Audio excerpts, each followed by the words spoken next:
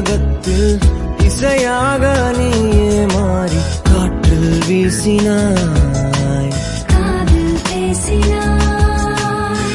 மொழியில்லா மௌனத்தில் விழியாலே வார்த்தை கோர்த்து கண்ணால் பேசினாய்.